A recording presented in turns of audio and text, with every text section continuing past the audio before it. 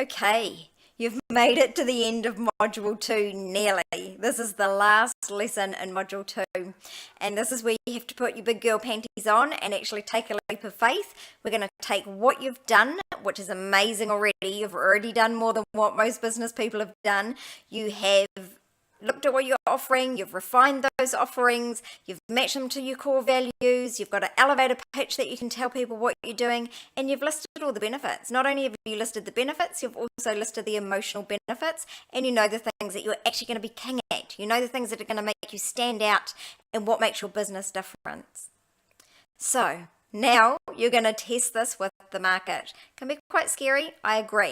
This is the time where you actually just have to leap in and do it. You're going to be really surprised.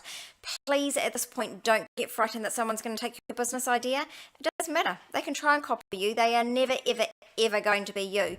That really comes from lack thinking and competitive thinking. There is enough business for everybody, and no one is unique like you. No one is offering what you're offering, so please don't ever be frightened about it.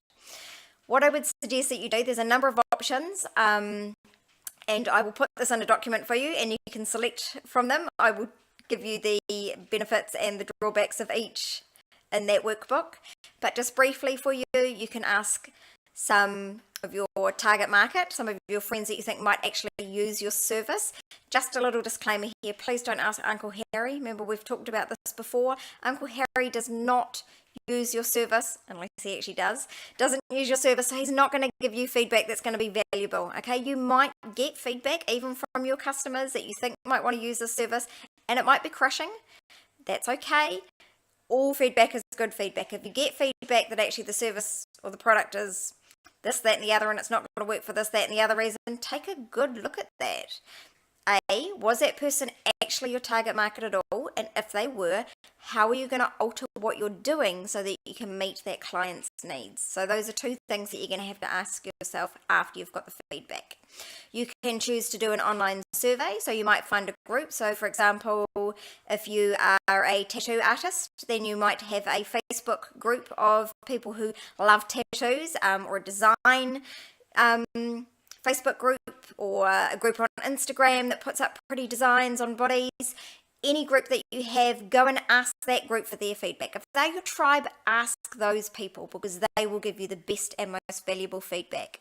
My advice for asking about feedback is that you really need to be specific. What do you want to know? You could tell them what you're going to offer, and you could say, what would be the 3 key benefits that you can see from that? Because they might be completely different to what you've thought about. You can ask them questions like, how much would they pay for this service? Although that really is subjective. One person might pay $5 for it, and another person might pay $500. It really does depend on the value they see in that. And regarding pricing, we will go through that later. There's a whole range of questions that you can ask them, and all of these will be in the workbook, but I really just want to encourage you to actually go out there and do it. Ask for some feedback. Ask your friends, ask your tribe, ask for some online feedback, or you can go the professional route and actually get someone to do the research for you. I wouldn't. I like doing all my research myself. It's much more real. I know the questions to ask, and I'm actually looking at the people, or I know the people that I'm asking for feedback from, so I know their facial expressions, I know they're going to be honest. Again, I'll give you a whole checklist of who you do and don't want to ask. So have fun, and congratulations.